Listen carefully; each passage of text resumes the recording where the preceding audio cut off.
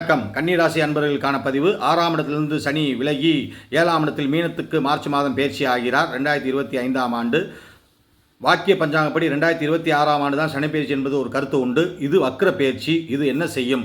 7ஆம் இடத்தில் இருந்தால் திருமணஸ்தானத்தை குறிக்கிறது. 1, திருமணத்தால் தேவையில்லாத மனக்கசப்பு, திருமண முயற்சி தடையாகும். திருமணம் பண்ணியிருந்தால் கருத்து வேறுபாடு ஏற்படுத்தி கொடுக்கும். திருமணம் பண்ணியிருந்தால் குழந்தை பாக்கியம் தாமதமாகும். அப்படியே குழந்தை பாக்கியம் கிடைத்திருந்தாலும் கணவன் மனைவிக்கும் தேவையில்லாத வீண் விரைய செலவுகள் ஏற்படுத்தி கொடுக்கும். ஆக ஏற்கனவே திருமணமாகி வயது உள்ளவர்கள் 40-45 வயதுகள் கணவன் மனைவியுடைய கருத்து வேறுபாடினால் உட்பூசல், தேவையில்லாத வம்பு வழக்கு, மனக்கசப்பு ஏற்படுத்தி கொடுக்கும். ஆக இதில் என்ன விஷயம் என்றால், கன்னி ராசிக்கு 7ஆம் இடத்தில் சனி இருந்தால் நண்பர்களிடம் கவனம் தேவை. ஆண் நண்பர்களிடம் சரி, பெண் நண்பர்களிடம் கவனம் தேவை. குடும்ப மனைவியிடம் கவனம் தேவை. மனைவியால் உங்களுக்கு தேவையில்லாத சிக்கல் சிரமங்களை ஏற்படுத்தி கொடுக்கும்.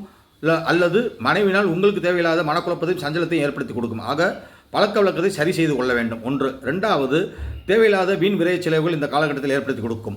பூரிய சொத்துக்கள் பாகவஸ்தி ஆகும். ஏன்னா 5 கூட 7ஆம் இடத்தில் இருந்தால் ஏதாவது சொத்து இருந்தால் மனைவி பேரில் வாங்கி போடலாம், மனைவி பேரில் மாற்றி வைக்கலாம். ஏனென்றால் தன்னிடம் இருந்தால் கண்டகச்சனி என்பதால் உங்களுக்கு சொத்து இருந்தால் கண்டகத்தை ஏற்படுத்தி கொடுக்கும். அது ஒரு விதமாக பேர் மாற்றம் ஏற்படுத்தி கொடுக்கும். இப்படியெல்லாம் ஜாதக அமைப்பில் பலன் சொல்ல வேண்டி வருகிறது. அதே நேரத்தில் ராகு கேத்துக்கள் 6ஆம் இடத்தில் 12ஆம் இடத்தில் வருவதால் தெய்வ வழிபாடு அனுகூலத்தை ஏற்படுத்தி கொடுக்கும். மாரியம்மன் வழிபாடு, காளியம்மன் வழிபாடு உங்களுக்கு அனுகூலத்தை ஏற்படுத்தி கொடுக்கும்.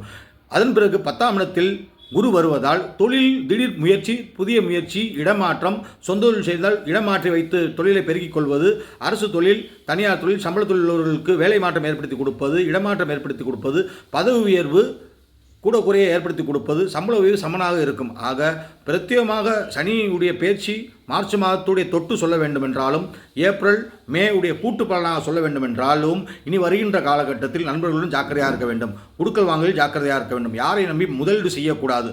மனைவி பேரில் சொத்து விஷயங்களை மாற்றி அமைத்துக் கொள்ள வேண்டும். மனைவிக்கு ஜாதகம் யோகமாக இருக்கிறதா, வீடு கட்டலாமா என்ற ஒரு முயற்சி இருந்தால் மனைவி பேரில் அதை செய்ய வேண்டும். பிள்ளைகளுடைய வளர்ச்சி மேன்மை ஏற்படுத்தி கொடுக்கும்.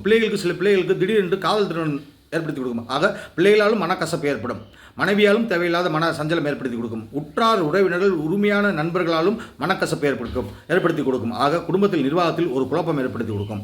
ஆக இந்த கன்னிராசி நேயர்கள் திருமண வாழ்வில் பரஸ்பரம் காண வேண்டும்.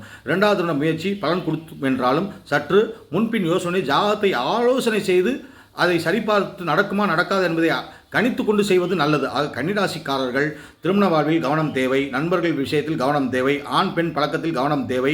வீண் விரை செயல்களை குறைத்து கொண்டு உங்களுடைய வாழ்க்கை செம்மைப்படி வாழ்வதற்கு சனிக்கிழமை தோறும் சனி பகவானை வழிபடுவது நலம் பயக்கும் என்று கூறி விடைபெறுகிறேன். நன்றி, வணக்கம். இது தற்காலிக பலனே.